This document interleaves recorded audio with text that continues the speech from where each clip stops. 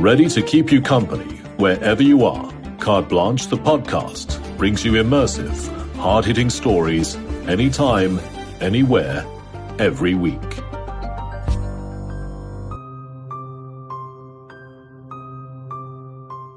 Over the years, Carte Blanche has done several investigations into alleged child sexual abuse at various elite boys' schools across the country. Our focus was primarily on several sports coaches who are either currently facing allegations of child grooming and sexual assault or have been prosecuted. One thing that was seen in all our investigations was the culture of secrecy that so often prevents victims from speaking out against their abusers. Masa Kekana sits down with Luc Lamprecht from Women and Men Against Child Abuse to gain more insight into why pedophiles often choose aquatic sports to gain access to their young victims, what schools can do to ensure career pedophiles aren't able to move from one school to the next, and why parents should also guard themselves from being groomed. What is it about aquatic sports that makes it so vulnerable and susceptible to pedophile coaches? I wish I could actually identify why it is such a risk, because then we could intervene. But there seems to be a couple of interlinking factors. Firstly, we know that there are a group of people called career offenders. So career offenders are people who choose jobs that give them access to children and then make a career of abusing children. And those, on average, 300-400 children over the course of their lifespan.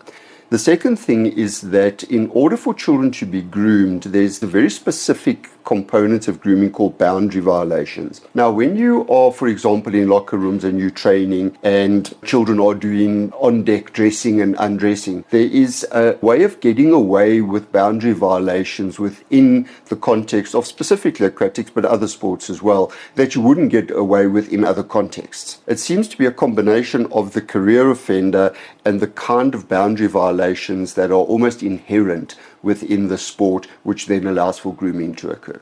You know, as we were talking about boundary violations and just trying to figure out what it is about aquatic sports that makes it so susceptible to this kind of crime, we were speaking to Ian Livett earlier on, and he said, this also the underwater element of it, what happens underwater and it's unseen. So there's a couple of things related to aquatics, and the one thing we've got to be careful of is I was actually at a SASCOC conference where one of the professors, who's a sports science professor, said something to the effect of he thinks that things like swimming and gymnastics are more susceptible because of the kind of clothing that is worn. Now, I'm very hesitant to say that because, number one, now we're victim blaming because, now it's because of what people are wearing that they get abused. But secondly, it's just simply a form of rationalization. Adults who find children sexually attractive are going to find children sexually attractive whether they're wearing a costume or whether they're in a full ball gown. The underwater element is widely known. So the underwater element in terms of the way to get a advantage in the pool is, you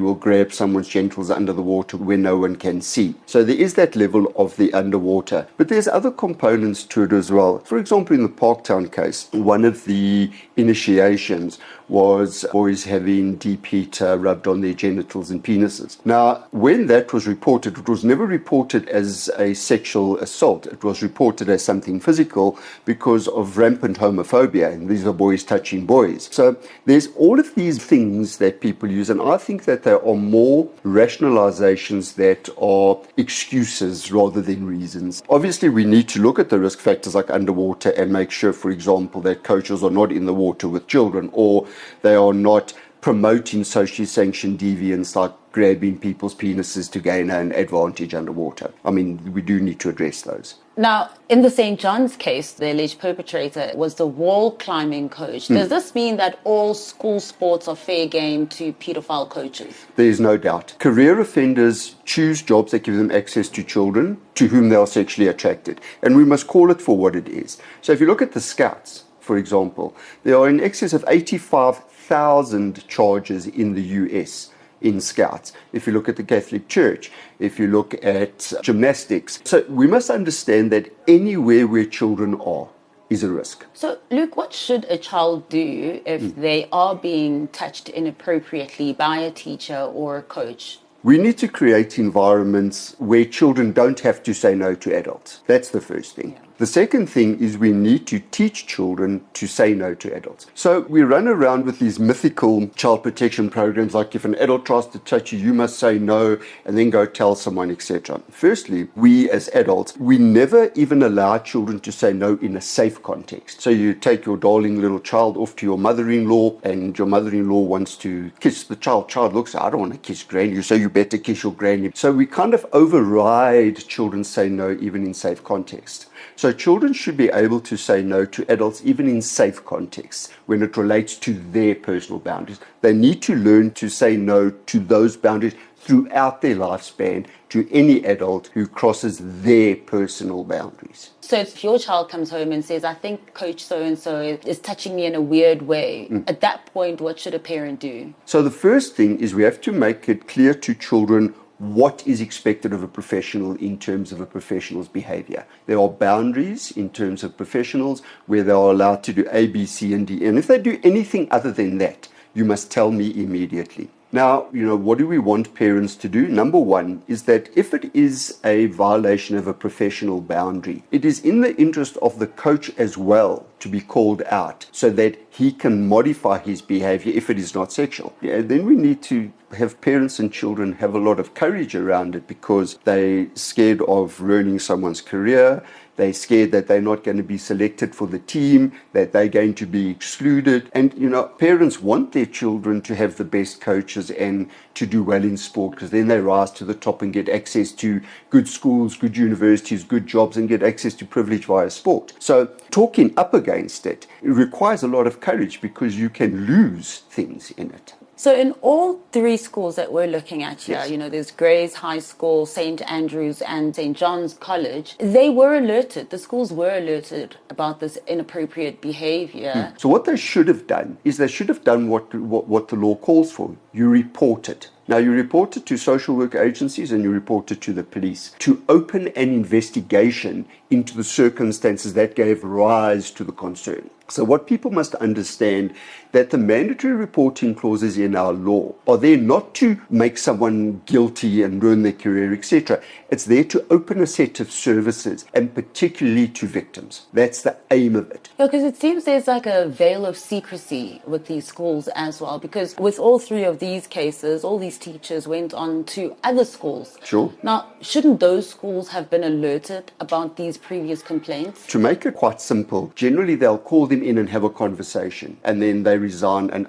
we can't say anything because it's their right to employment and we can't say anything about it because there was no finding. So what they should do is the following. When the allegation arises, you call them in for the disciplinary and charge them at the same time. If they then resign, you can make a finding. So when we intervene in schools and they phone me and say, what must I do? I say, when you call him in, have the disciplinary note ready. This is what you've been charged with. Here's the date of your disciplinary or performance management or whatever. Because if they then resign, there's an agreement that we can then complete that in your absence and then we can make a finding and then we can report it to SACE and SACE can hold an inquiry because SACE can then deregister them. In the case of David McKenzie, the Independent Review Board found that there was evidence that demonstrates that quite unequivocally that he was grooming boys. Yes. What constitutes as grooming? So grooming is a process. So the first part of the process is children are singled out as favorites. So generally how they choose the children, in my experience, has been children who have some kind of challenge. They're square pegs in round holes. They're not quite fitting in. They're vulnerable. They don't have dads, that kind of thing. But secondly, the children who are going to be the next great elite sports person. So those are generally the two that are chosen. They then isolate them from other people. So they'll isolate them from their peers, from their parents, etc. And then they engage in boundary violations. Now, boundary violations can be things as simple as WhatsApping a child. I mean, we had a case in one of the smaller Western Cape towns where the coach will WhatsApp the boys and say, how are your legs after practice? But he's only WhatsApping 5 of them individually out of 22. And then the very dangerous one, the one that everybody needs to be aware of, is they engage in what are called taboo violations. So a taboo violation is these adults not only allow, they actively encourage, facilitate, and participate with children in things that other adults would not allow them to do and are illegal. biggest one is alcohol. Vaping is next. I had a swimming coach tell the kids he was coaching that vaping is good for them because it helps them breathe underwater. Pornography is a very big one. And then things like drugs, marijuana being another big one. So once that taboo violation has happened, that's what kind of cements the secrecy, because the child at some level feels they've participated in it. They then engage in testing behavior to test if the child's going to tell about the taboo violation. And if they don't tell, that child is then abused because they know that the secret will be kept. That secret then has a second component to it, and that is maintaining the secret. And if the children come to the point where they're starting to indicate that they're going to talk, that's when it starts becoming threats. Why do you think in the David McKenzie matter, no boys are prepared to testify against him? I think there are many, many disincentives to disclosing your abuse. If we just take the disincentives for males to disclose, one is rampant homophobia. The idea that, because I was touched by a man, I'm going to catch gayness. I want to make it very, and I've actually been cross-examined on this exact thing in a case with a scoutmaster. Sexual preference, being gay, and sexual pathology are not the same thing. Gay people have sex with other gay people. They don't have sex with children. So homophobia is a big one. The second is what we call the vampire myth. Okay, so you go straight from being an abused child to being an offender because children who are sexually abused become abusers. Also not true. But that's another reason. So either you're seen as gay or you're seen as a potential pedophile. Thirdly, cowboys don't cry.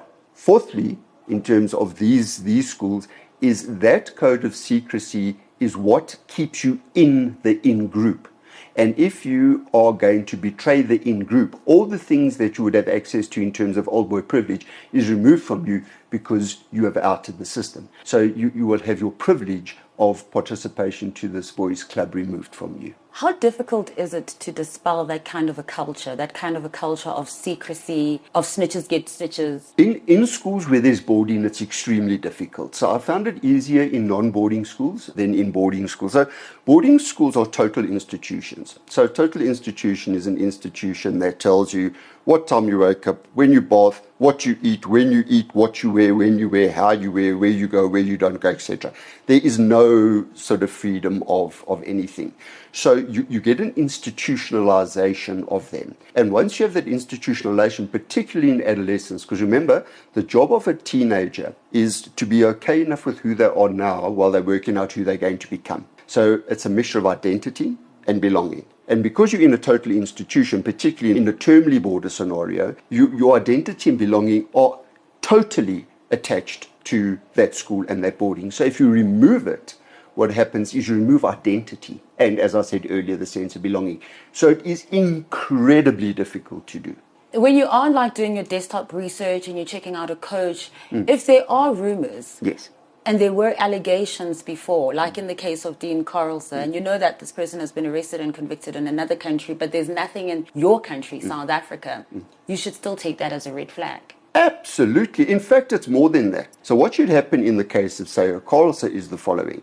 His conviction in Australia should be reported to Interpol. Interpol should inform our police because remember he was deported back here. Yeah. Okay.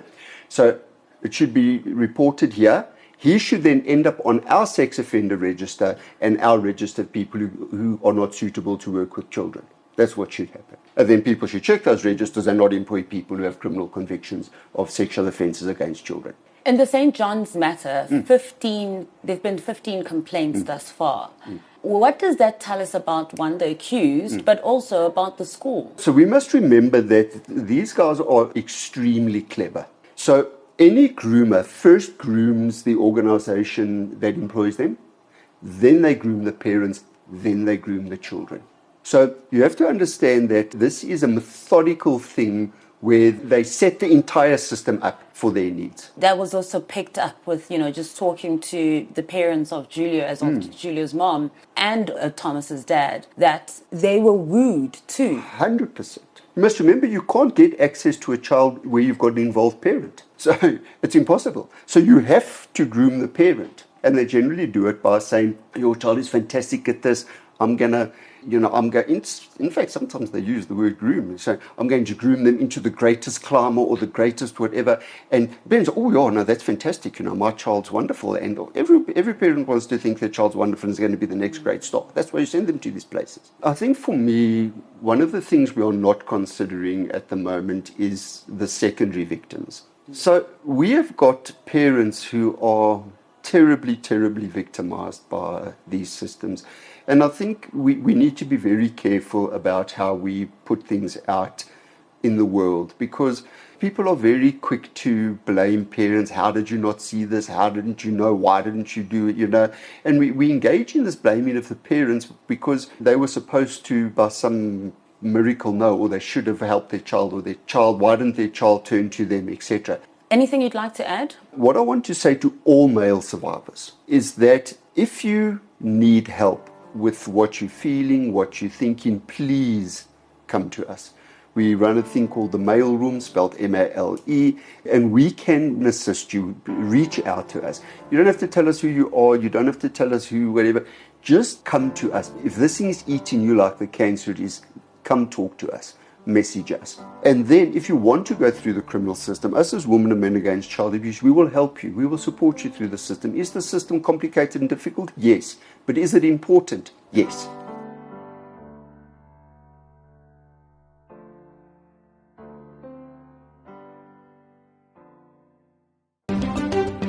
And that's a wrap. In case you missed any of our previous chats with Daily Maverick, you can find them all on Carte Blanche, the podcast, available on Spotify and all major podcasting platforms.